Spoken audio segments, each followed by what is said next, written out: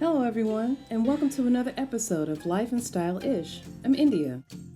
I have some DIY favorites I've worked on since moving in and starting my channel.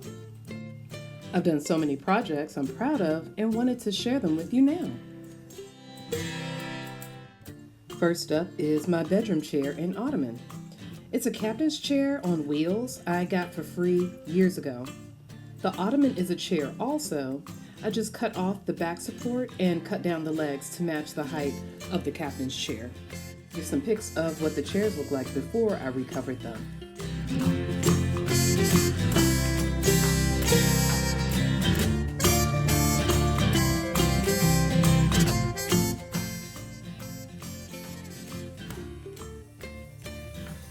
The decorative tacks and pom-pom trim adds a whimsical touch and a subtle sparkle.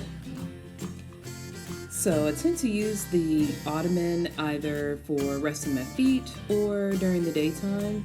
When I'm not in my room, I just leave it's a great place to put my plants in the window to give them some light throughout the day. And I love the wheels on the bottom of the chair because I can roll it up to the desk and do what I need to do throughout the day, get some work done, do some editing, things like that. So yeah, it's really convenient to have the wheels on the chair.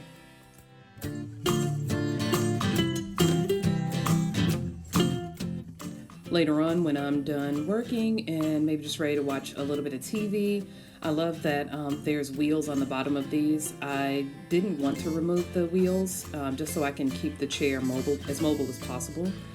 And so, yeah, I can roll it back, move the plants out of the way, and then I have a comfortable Ottoman. And the Ottoman's really lightweight, so I didn't feel like it needed wheels or anything like that. But yeah, it makes it really, really easy to wheel around my room when I want to work, or if I am, like I'm now, just kind of in chill mode, ready to watch TV, I can do that as well.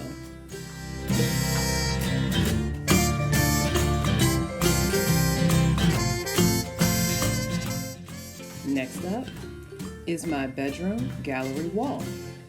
This was one of the first things I did when I moved into my home. Some of these pieces are handmade by me. Some are made by other artists and photographers. This wall is definitely my aesthetic and a reflection of me. Each piece has a story, and for me, that's what makes great art, that it tells a story.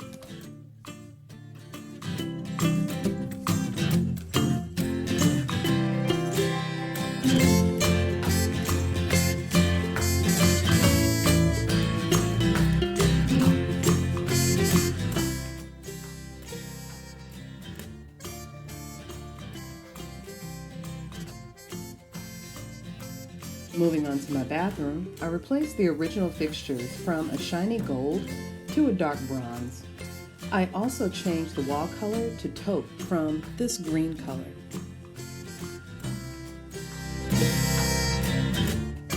One of the first things I replaced was this faucet and the stopper. You can see kind of where the where the mirror was before. It was one of those mirror that, kind of average builders grade mirrors that was adhered directly to the wall. And so it was all the way across here. You can see, kind of follow the trail all the way up and down. I tried to sand it down as much as I could in order to flatten the wall as much as possible. And then the paint kind of helped as well. You can see it, but it doesn't bother me. I don't mind it at all. Here's a close-up of the mirror, and it's actually set away from the wall with these little holders. And I wanted to do something like that, kind of add more of a modern touch where I could to the fixtures. I was really excited to put up this lighting as well, and I did this all by myself. I did it in a day. And I was able to get this up. The only reason why I don't have a third light bulb in is because the two are so bright. It would make it extremely bright in the bathroom, so two lights is enough for that for this particular fixture. But yeah, I loved how it turned out, and I did it by myself. everywhere I could, I wanted to change out everything, like this little display shelf. I added that with the bronze finish and added this little light underneath. And I also added this towel rack as well, and I put that up myself. So all these items I actually did myself for the bathroom.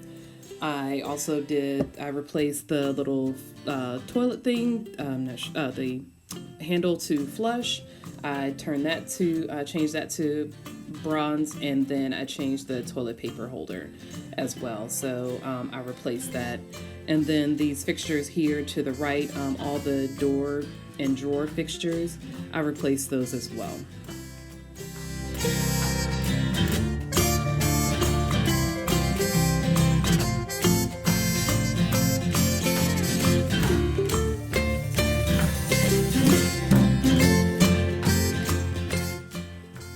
Moving to the outdoors, another of my favorite DIYs is this planter.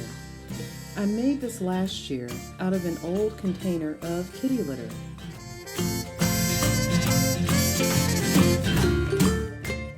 The previous owners left this in the garage, a little spray paint, some embellishments, and I have a large planter for my Calibra Koa plant. I just had to drill holes in the bottom for drainage. After a year, the only damage is this small piece that came off of one of the wooden pieces on the side.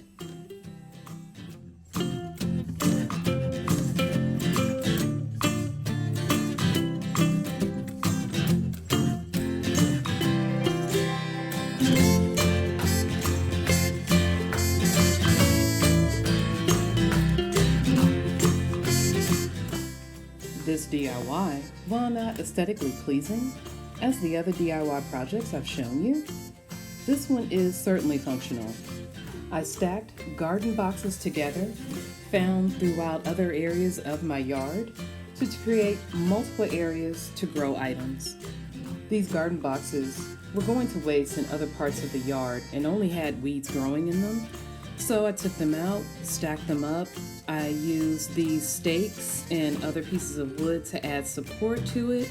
In the end, this project created 4 individual boxes that I'm able to grow all types of different variety of items. So on the end here, I have onions, and then next to that, I have some herbs.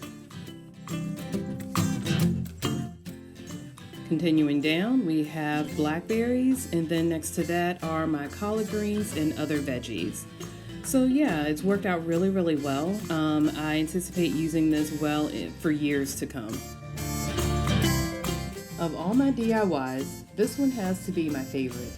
I love how everything came together on this in the end. If you haven't watched my patio refresh video, where I show you how I make this cool fountain planter combo, make sure to check out that video. The plan was to make it a table, but through a series of a few mishaps, I ended up turning this into a fountain as well as a planter.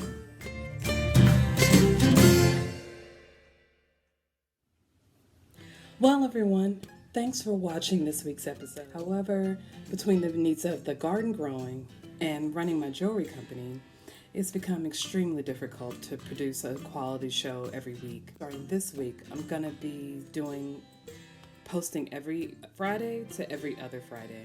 I am so glad that you guys are enjoying my content, and I hope you'll continue to support me through this change also. So again, thanks so much for watching, and I'll see you in 2 weeks.